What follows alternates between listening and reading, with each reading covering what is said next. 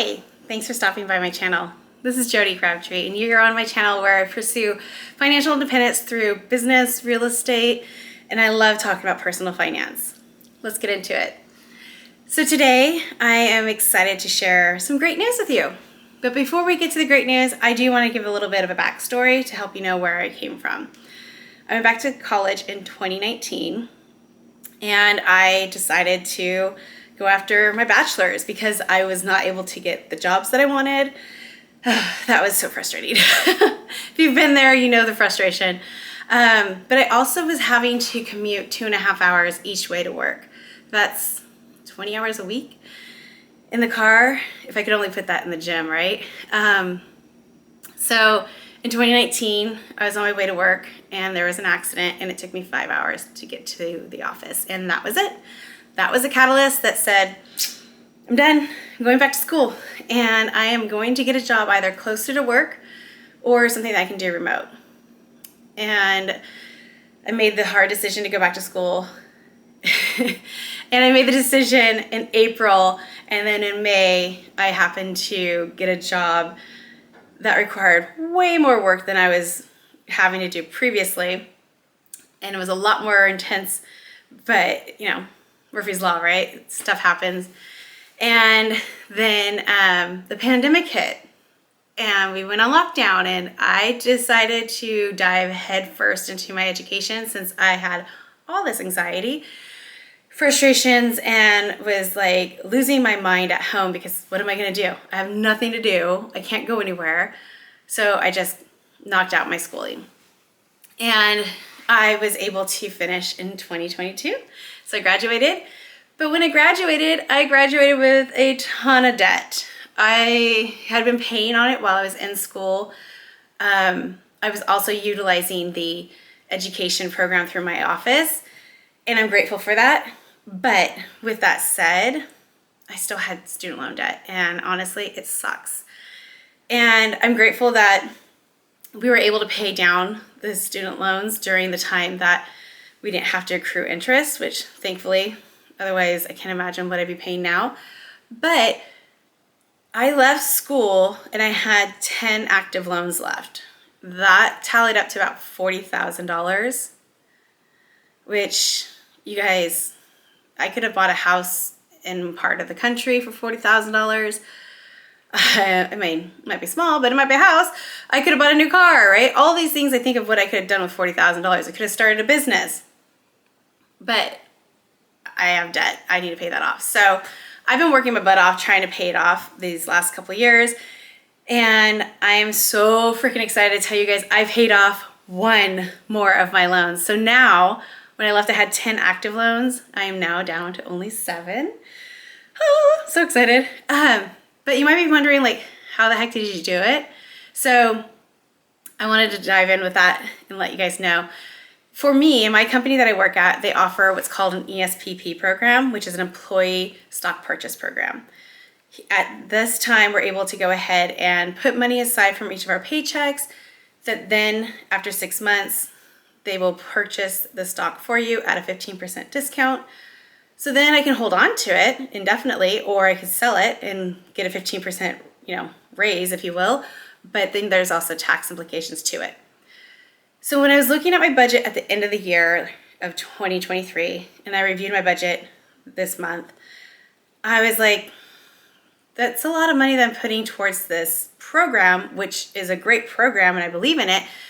But I think I can put that money to better use right now in the short term by taking that money and putting it towards a debt and paying that debt either off or paying it down. So what I did was made the decision to stop sending more money into that program. So when you do that in the SVP program, at least at my company, you then get refunded the money that they've already been taking out for this 6-month period. I used that money to pay off this loan. Yeah! So I'm super pumped because in one hand, it's almost like it was a savings plan for me that I was putting that money towards it. I've been paying my monthly payments on it of the actual student loans, and that in itself is $450, which is insane. But it's also less than what other people have to pay, and I'm grateful for that, but it's still insane that as a country our education is so expensive, and sometimes it doesn't even, the cost of education doesn't offset the cost of what somebody's going to make, let alone what they're going to pay back, because interest rate is just chasing you. And that's really where, for me, I was feeling like it was on my chest. I have to get this off. So what can I do? I could do what's called a snowball method. In case you're not familiar with what that is when you are going after, one of your loans. I chose one that happens to be the same interest rate as majority of my loans. It's 4.25, and it was the lowest amount owed. So for me, I felt like that was an easier win to get. So that's what I went after first. And it was like I was able to pay it off. And I was super pumped about it. I can't tell you guys how good it feels to pay off a debt.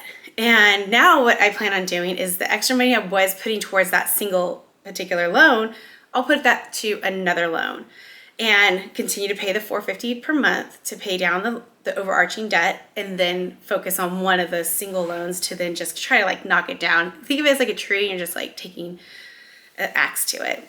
So every hit that you do, you're making a mark, and that's how I feel like I'm paying down this particular loan.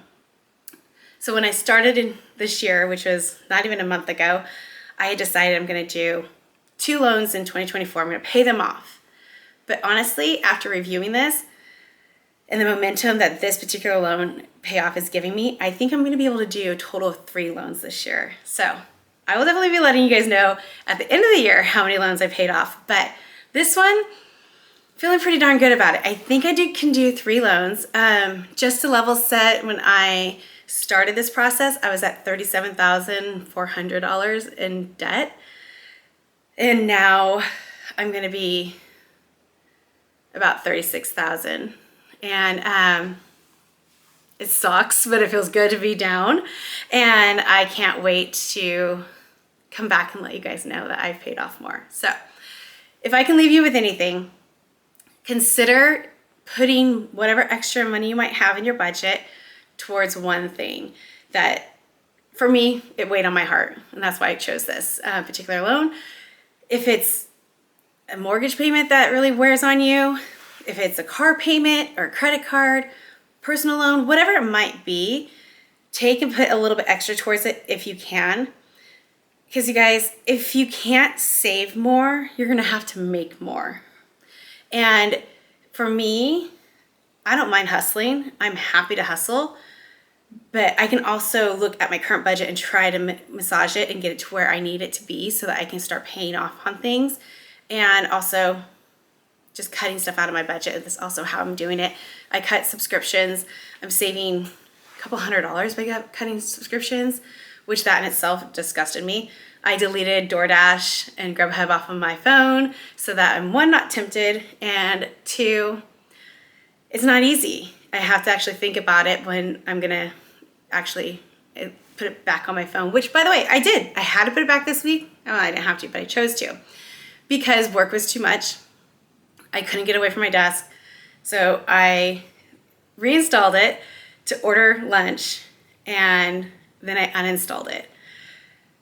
And that's budgeting. Sometimes you got to take the hit because you know you just got to get stuff done, and then you got to get back up and make the changes to make it better. All right, well, thank you again for stopping by. I will leave you with this.